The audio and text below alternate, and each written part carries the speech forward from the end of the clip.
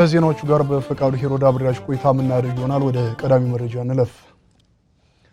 ጤና ሚኒስቴርና የዓለም የጤና ድርጅት በኢትዮጵያ የጤናውን ዘርፍ ለማሻሻል እየመከሩ ነው። የዓለም የጤና ድርጅት የተመሰረተበትን 75ኛ ዓመትና የዓለም ጤና ቀንን ምክንያት በማድረግም ጤና ለሁሉም በሚል መሪ ሀሳብም በውይይት በአዲስ አበባ ከተማ እየተካሄደ ነው። በዚህ ጉዳይ ላይ ተጨማሪ መረጃ ሊሰጠንም ባልደረባችን ዳንኤል መላኩ በቀጥታ መስመራችን ላይ ነው የሚገኘው።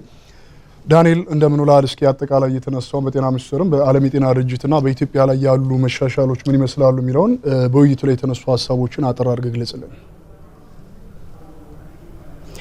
አመሰግናለሁ በፍቃዱ። እንግዲህ አጠቃላይ በኢትዮጵያ ያለውን የጤና ሁኔታ እንደዚሁም በዓለም ያለውን የጤና ሁኔታ የጤና አገልግሎት ምን ይመስላል በሚል ውይይት የተካሄደ ነው። እንግዲህ በዚህ በአዲስ አበባ 75ኛውን የዓለም የጤና ድርጅት የተመሰረተበትና ጤና ለሁሉም በሚል መሪ ሀሳብ ውይይት እየተካሄደ ነው ያለው። እንግዲህ በውይይቱ ላይ የጤና ሚኒስተር ዴታ ዶክተር አየለ ተሾመ አጠር ያለ መልእክት አስተላልፈዋል።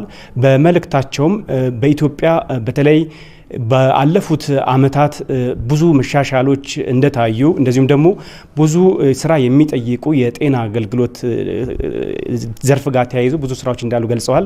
ከዚህም ውስጥ በስኬት ካነሱት ውስጥ ለምሳሌ የህፃናት ሞትን ከመቀነስ አንጻር፣ የጨቅላ ህፃናትን ሞት ከመቀነስ አንጻር፣ የእናቶችን ሞት ከመቀነስ አንጻር በኢትዮጵያ በስኬት የሚነሱ ስራዎች ናቸው ነው ያሉት ዶክተር አየለ። ከዛ በተጨማሪ ደግሞ የህፃናት መቀንጨር ላይም እንደዚሁ ከኢትዮጵያ ካለባት ስር የሰደደ ችግር አሁን ላይ መሻሻሎች እንዳሉ እና በቀጣይም ደግሞ ትኩረት የሚፈልጉ ስራዎች በዘርፉ እንዳሉ አንስተዋል ዶክተር አየለም።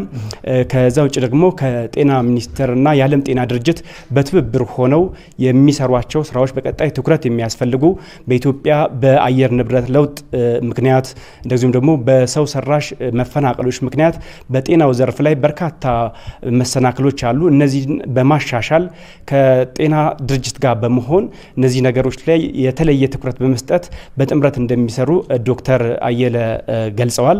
በተመሳሳይ ደግሞ የዓለም ጤና ድርጅት በኢትዮጵያ ተወካይ የሆኑት ዶክተር ዚላሚኒ እንዳሉት እሳቸውም በኢትዮጵያ ያሉትን በተለይ ድርጅቱ ከተመሰረተበት ማለትም የዓለም ጤና ድርጅት ከ1947 ጀምሮ ኢትዮጵያ ከዛ ወዲህ በትብብር በተለያዩ መስኮች ስትሰራ ቆይታለች። በተለይ ደግሞ ከቅርብ ጊዜ ወዲህ የኮቪድ-19 ወረርሽኝ እንደዚሁም ደግሞ ሌሎች ወረርሽኞችንም በመግታት በኩል በጥምረት ሰርተዋል። አሁንም በኢትዮጵያ በሰው ሰራሽ ምክንያት የተፈናቀሉ ዜጎች፣ በድርቅ ምክንያት ጉዳት የሚደርስባቸውን ዜጎች ዘላቂ መፍትሄ እንዲያገኙ በጥምረት እንደሚሰሩ ዶክተር ዝላሚኒ ገልጸዋል። እንግዲህ እንዳጠቃላይ በውይይቱ ላይ የተለያዩ በሙያው ዘርፍ ያሉ ተሳታፊዎች ተገኝተዋል። እነሱም ያነሱት ምንድነው በተለይ የተለያዩ በጤናው ዘርፍ ያሉ ችግሮችን ዘላቂ መፍትሄ እንዲያገኙ የጤና ፖሊሲ በሁሉም ፖሊሲዎች ውስጥ በሚል ተጨማሪ ውይይቶችን አድርገዋል። የጤና ቀኑ ከመከበሩ በተጨማሪ ማለት ነው። በዚህም በሁሉም ተቋማት ወይም ደግሞ በሁሉም ዘርፎች ላይ የጤና ፖሊሲ ከተካተተበት ዘላቂ መፍትሄ ማምጣት ይቻላል። በፖሊሲ የተደገፈ መፍትሄዎችን ማምጣት ይቻላል።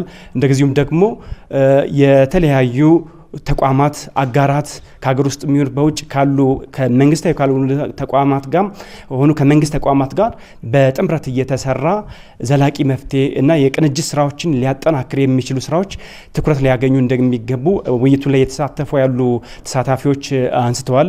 በተለይ ስር የሰደዱ የሚባሉ በኢትዮጵያ ውስጥ ያሉ የጤና ችግሮችን በፖሊሲ የተደገፈ ምላሽ እንዲያገኙና ዘላቂ መፍትሄ እንዲኖር ጠንከር ያሉ ስራዎች እንደሚጠይቁ በውይይቱ ተነስቷል። እንግዲህ እንደ አጠቃላይ በውይይቶች ላይ አሁንም ውይይቱ እየተካሄደ ነው ያለው። በቀጣይ የሰዓት ወጃችን ደግሞ የዜና ሰዓት ወጃችን ደግሞ ተጨማሪ መረጃዎችን ይዘን የምንመጣ ይሆናል። ለጊዜው በፍቃዱ ያለኝ እነዚህ መረጃዎች ናቸው። መልካም ዳንኤል መላኩ ከአዲስ አበባ ከተማ ላደረስከው መረጃ ከልብ አመሰግናለሁ። መልካም ጊዜ